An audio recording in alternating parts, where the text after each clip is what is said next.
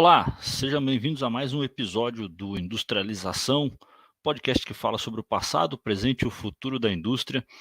E nesse episódio a gente vai falar um pouquinho sobre análise de causa-raiz. Isso aí, trazendo mais uma técnica do Babok para vocês que pediram as técnicas do Babok explicadas aqui no podcast Industrialização.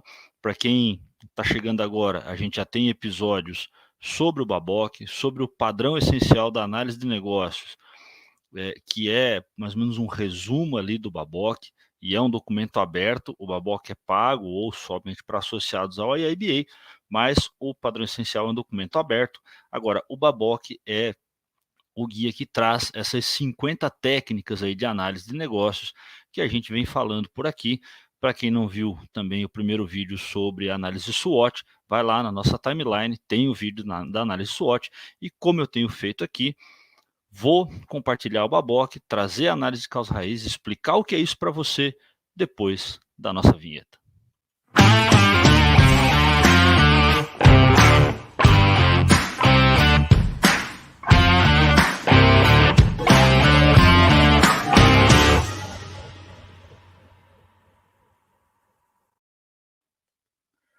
Pois é, pessoal, então vamos lá, vamos compartilhar o Babok aqui, vamos falar um pouquinho da análise de causa-raiz, também conhecida como Ishikawa, né, porque a análise é a análise de causa-raiz. O diagrama que a gente usa é o diagrama de Ishikawa, também conhecido aí como espinha de peixe, que é mais uma estruturação, né, dessa análise para facilitar aí encontrar a causa-raiz. E o que é a causa raiz? A causa raiz é a causa fundamental de um problema, né? É a causa da causa da causa da causa, né? É aquela causa principal. É interessante que um problema muito complexo pode ter mais de uma causa raiz.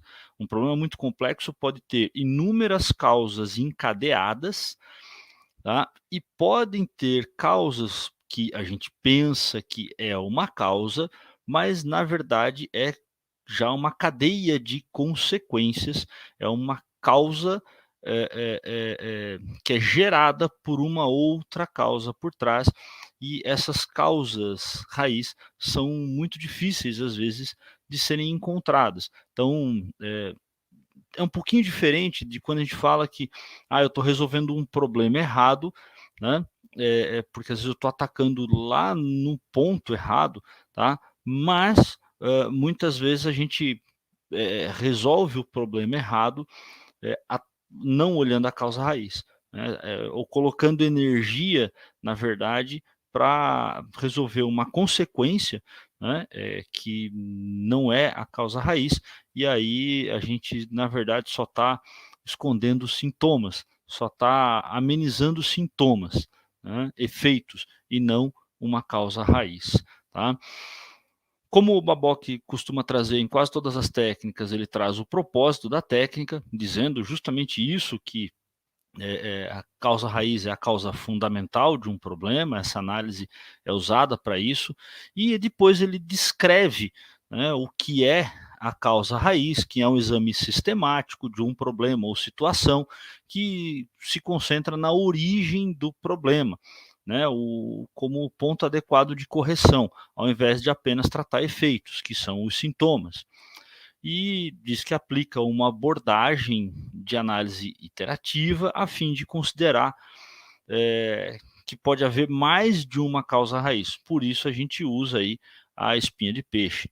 E ela observa os principais tipos de causas, como erro humano, falta de treinamento, ou questões físicas como falha de equipamento, instalações deficientes, né, ou questões aí organizacionais, né, design do processo, estrutura deficiente, tá? E essa análise de causa raiz ajuda a organizar as informações num framework, que é a espinha de peixe, e que permite uma análise mais aprofundada aí, né, quando necessário, tá? E ela pode ser tanto reativa quanto proativa. A reativa normalmente é aquilo que a gente já tem um problema ocorrendo, né, que é o problema de fato, uma não conformidade já existente, né, ou um problema latente, uma não conformidade latente, uma não conformidade aí potencial, né, um problema potencial, que é aquele problema que eu vejo que ele pode acontecer, mas ele ainda não aconteceu de fato, que é o que a gente faz aí, chamando muitas vezes de ação preventiva, né. E o Babok traz aqui a análise, de causa raiz, né, utilizando 4 atividades principais, né. A primeira delas é a definição de declaração do problema, quer dizer, eu tenho que escrever a questão a ser tratada, e lá no framework, que está lá na outra página, que para quem está olhando aqui, com o vídeo no Spotify e no YouTube, né, basicamente é o efeito, é o que está na ponta da espinha de peixe, né. E essas categorias, normalmente aí, a gente usa os 6 M's, né. Então, vamos lá, primeiro eu tenho a definição aqui, né, a declaração do problema, depois eu faço uma coleta de dados, vou reunir informações sobre a natureza, a magnitude, né, a abrangência, e a localização desse problema e o momento do efeito, quando ele foi percebido, quando ele foi identificado. E aí depois eu vou para a identificação das causas, onde eu identifico padrões, investigo ali os padrões de efeitos que eu tenho para descobrir ações específicas que podem aí contribuir para que o problema ocorra, né, e ocorra novamente. E aí eu vou identificar então, por fim, as ações, que são ações corretivas, quer dizer, o que eu vou fazer para evitar ou minimizar novas ocorrências, para evitar minimizar, ou evitar que o problema aconteça de novo ou minimizar impactos se ele acontecer de novo, né. Então, eh são esses os 4 passos aí, as 4 atividades principais. E o Babok traz os elementos, então, como um elemento da análise causa-raiz, ele traz primeiro o diagrama espinha de peixe, né, e lá, depois do diagrama, os 5 porquês. Eh, o a espinha de peixe, o diagrama de Ishikawa, ele só vai funcionar bem se eu utilizar os 5 porquês, tá. Se eu utilizar os 5 porquês em cada perninha ali do peixe, em cada espinhazinha ali do peixe, em cada ponto do meu diagrama, tá. E cada espinha do peixe, a gente costuma utilizar um padrão, né, que são os 6 M's, né. E o que são normalmente aí os 6 M's, tá?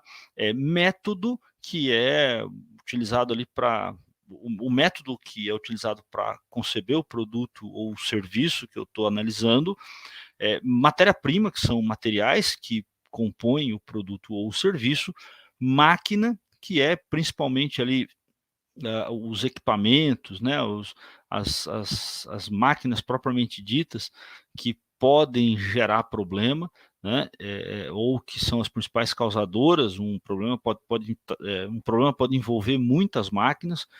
Mão de obra, são as pessoas que fazem parte desse processo, direta ou indiretamente. Meio ambiente, que é a iluminação, a umidade, né, a temperatura, sujeira, tudo que está relacionado ao ambiente. E a medida, né, medida está relacionada às decisões que foram tomadas em relação ao produto durante a sua fabricação, tá. Isso é a definição. Eu ainda costumo, colocar uma abrangência aqui, né, na medida de decisões que foram tomadas, às vezes, antes, né, antes da fabricação ou depois da fabricação. Eu preciso dar uma olhada de forma um pouco mais holística aí, tá. Eh, e eu acho, aí é opinião Abílio aqui, que a gente não precisa se, limitar aos 6 M's, tá. A Sociedade Brasileira de Coaching, por exemplo, ela recomenda se fazer o Ishikawa usando ainda políticas, procedimentos, pessoas, planta, né, que é o layout, né, eh, utilizado ali na produção, na comercialização. Planta pode estar relacionada a meio ambiente, né? Pessoas pode estar relacionada à mão de obra, mas quando a Sociedade Brasileira de Coaching coloca pessoas, ela tenta abranger isso para todos os stakeholders. Todos os stakeholders, não só a mão de obra, porque a mão de obra são as pessoas que fazem parte do processo, direto ou indiretamente, mas mão de obra direta ou indireta, mas aquelas que têm alguma ligação direta com o produto ou o serviço. E quando eu falo de stakeholders, eu posso ter pessoas muito além, muito distantes aí do meu produto ou serviço, tá? Então, o que eu comento e o que eu recomendo é que se faça muitas vezes, quando você vai pensar no Ishikawa para analisar as coisas na sua empresa, né, no seu processo, na sua instituição, é fazer um brainstorming para identificar outros pontos, outras categorias, né? Porque no próprio Babok, né, o próprio Babok ele coloca ali essas pernas, essas espinhas, cada parte ali da espinha de peixe como categorias. E ele sugere ali de categoria 1 até categoria N. Então eu posso ter muitas categorias, né? E aí o Ishikawa é porque ele foi concebido pelo Kaoru Ishikawa, que é um dos grandes gurus aí do Lean, né? E aí ele é usado esse framework para organizar as ideias, né? Para organizar ali as causas e causas raiz e te ajuda ali a fazer, né? Executar inclusive os 5 porquês. E o Babok traz 7 passos para utilizar o diagrama de Ishikawa. Então o primeiro passo é capturar o assunto, né? Normalmente a gente coloca isso em uma caixa no topo do diagrama, ou o efeito, né, é o próprio assunto central, tá? Desenhar uma linha a partir da caixa, né? Então faz aquela linha e forma a espinha de peixe com as linhas diagonais e depois linhas que podem ser potenciais causas, né? E aí as linhas menores que podem ser as causas mais profundas para quem está vendo na tela, né? Então o efeito, a linha horizontal, as linhas diagonais, depois outras linhas horizontais, né, de causas primárias e causas secundárias e terciárias, né? Depois o brainstorming das categorias potenciais, então o próprio Babok já fala aqui também para fazer o brainstorming, né? Mas eu defendo muitas vezes para que você faça um brainstorming, se você vai definir um padrão, talvez, de Ishikawa para sua empresa, não se contenha nos 6 M's, faça um brainstorming para capturar mais ideias aí. No passo 6, então, analisar os resultados, e aí lembrando que o grupo identificou apenas potenciais causas. É necessária uma análise adicional para validar cada causa dessa e a causa real, né, de preferência, se for possível, com dados, né, analisando dados. E aí, por fim, fazer um outro brainstorming. Então, esse tem que ser feito a cada análise de problema, ou às vezes a gente faz várias sessões de brainstorming na análise e solução de um único problema, para identificar, né, um brainstorming de potenciais soluções, uma vez identificada a causa real. Então, o trabalho pode ser longo, né? E aí o Babok traz os 5 porquês que todo mundo conhece, toda criança pratica, né? É o porquê do porquê, do porquê, do porquê, do porquê. E eu defendo aí que se a gente aplicasse 5 porquês em tudo que a gente faz, tem até aquela história clássica, né, dos 5 porquês lá num monumento, não lembro o local lá, monumento que tinha muita teia de aranha, então o pessoal estava pensando ali em pintar com uma tinta especial e tal, para que uma tinta que as aranhas não conseguissem andar sobre essa tinta, que a teia de aranha não tivesse aderência nessa tinta, e aí começaram a falar, tá, mas espera aí, né? Então, tá bom, tem aranha, a gente quer eliminar as aranhas, mas a gente já se perguntou por que tem aranha, né? Bom, por que a aranha faz a teia ali? Bom, a aranha só faz a teia onde tem presença de insetos, né? E por que tem insetos ali, se é um lugar aberto? Por que os insetos se concentram nesses pontos do monumento, né? Ah, porque os insetos são atraídos, né, pela luz num determinado momento ali, né, que é o momento do crepúsculo, né, o entardecer. Bom, então tá, então, se tem insetos, se o inseto é atraído pelo entardecer, por que que o inseto é atraído pela luz no entardecer? Ah, porque a gente acende as luzes do monumento, no início do entardecer. Ah, tá bom. E aí começaram a pensar, então, e se a gente acender as luzes, né, no final do crepúsculo ali, onde os insetos já não vêm com tanta força, com tanta frequência na luz, né, aí tá bom, então vamos atrasar aí em algum tempo o momento de acender as luzes, e aí reduziu bastante a incidência de insetos naquele local e reduziu, assim, significativamente o volume de teias de aranha naquele local.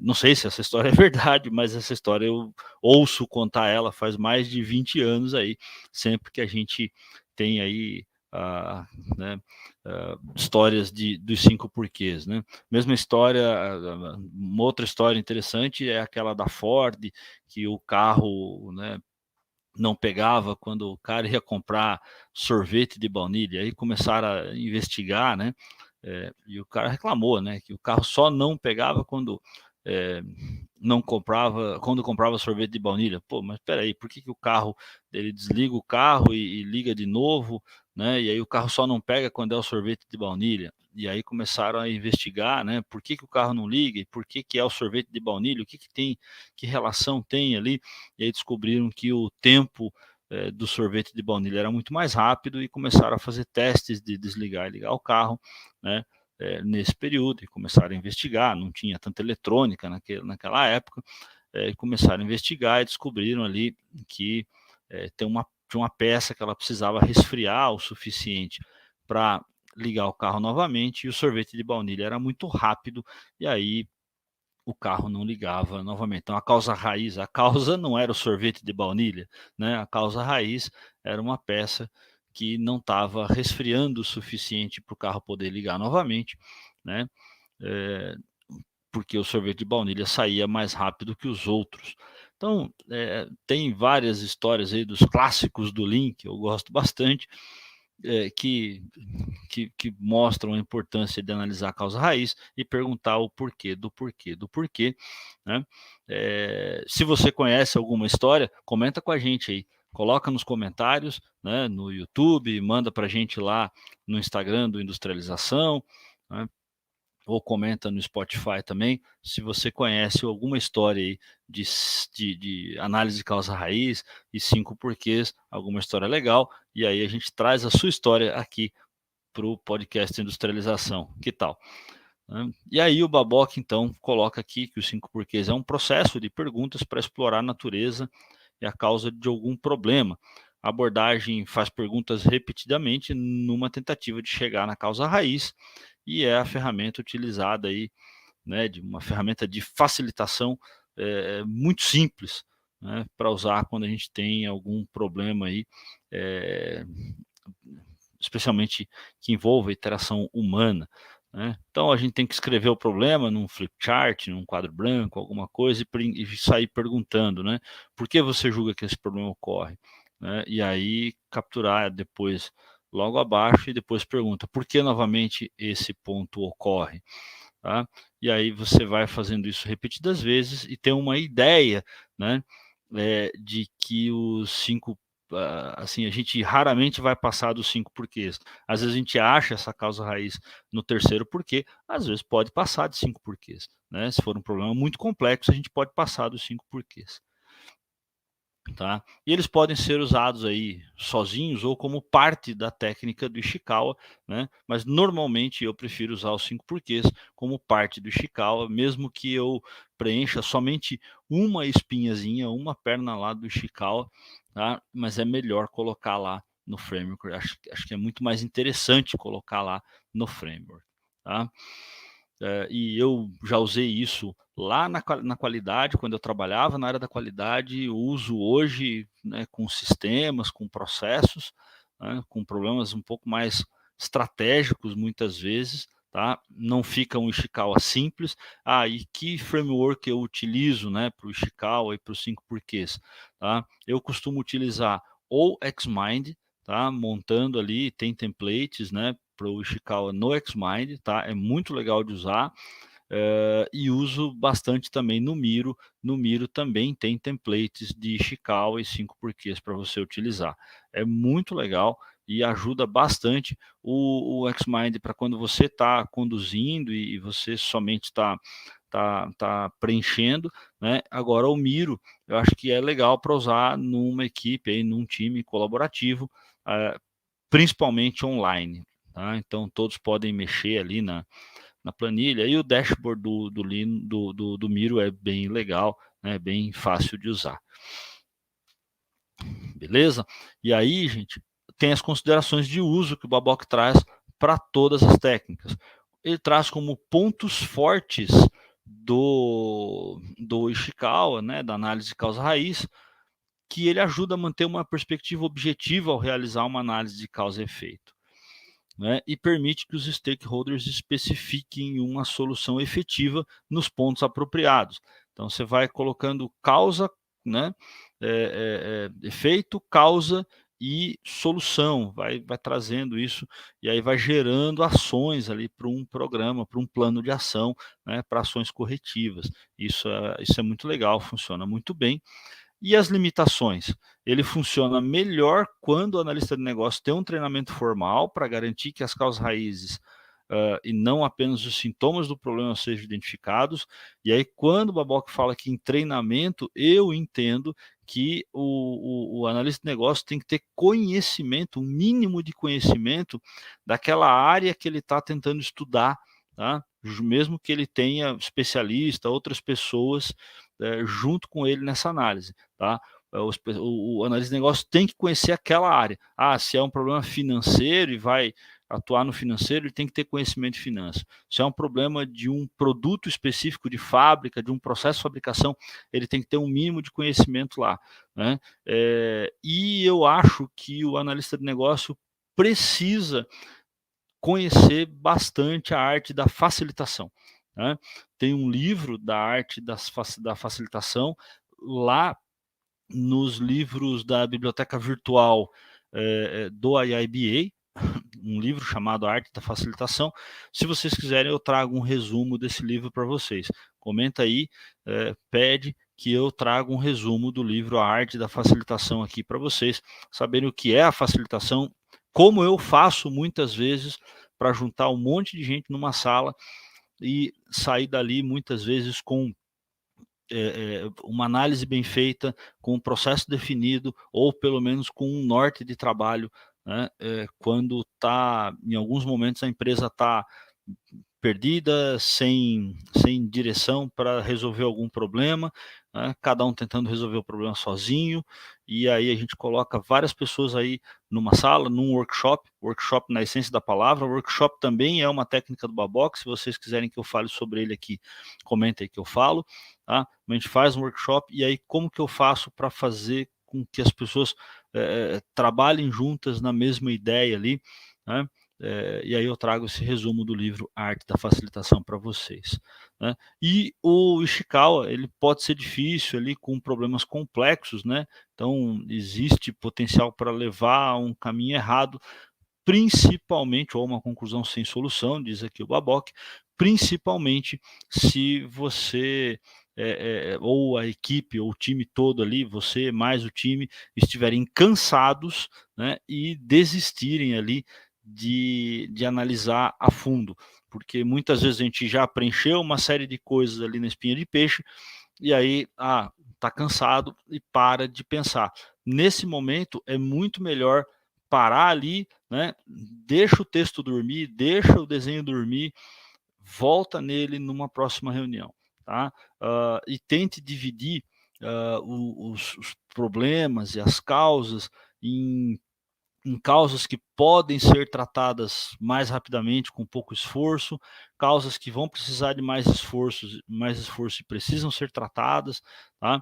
Então tente fazer uma divisão dessa, mas principalmente ter um ambiente adequado para conversar, ter um tempo adequado para conversar, e Se o problema for complexo, não adianta pensar que vai resolver com uma única sessão, não adianta pensar que vai resolver com uma única conversa, né. Muitas vezes a gente precisa de muitas horas, de várias sessões, com a equipe descansada, descontraída e com a cabeça preparada para pensar no problema, tá. Então tem algumas técnicas, tem algumas artes aí de facilitação importantes que têm que ser consideradas, pensadas, para que você consiga encontrar de fato a causa raiz e resolver o seu problema de uma vez por todas.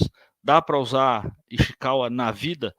Tranquilamente. Eu uso muitas vezes análise de causa raiz para coisas do meu dia a dia, para problemas que eu tenho que resolver, não só no meu trabalho, nos meus projetos, mas nas questões, de casa, de família. É difícil, porque envolve muitas vezes emoções, sentimentos, mas você consegue utilizar. Não vai querer ser também, igual já fui algumas vezes, o chato da análise de negócio, querendo aplicar tudo todo o tempo. Você não precisa abrir um diagrama de Ishikawa, né, numa reunião de família, mas pense como tal, né?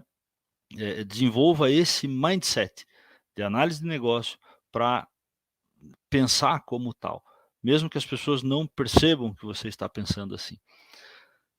Beleza, pessoal? Espero que vocês tenham gostado, espero que vocês tenham entendido o que é o Ishikawa, análise de causa raiz, entendido que ele só funciona bem com os 5 porquês e que é uma excelente técnica para você não resolver o problema errado, para você não resolver sintoma, né.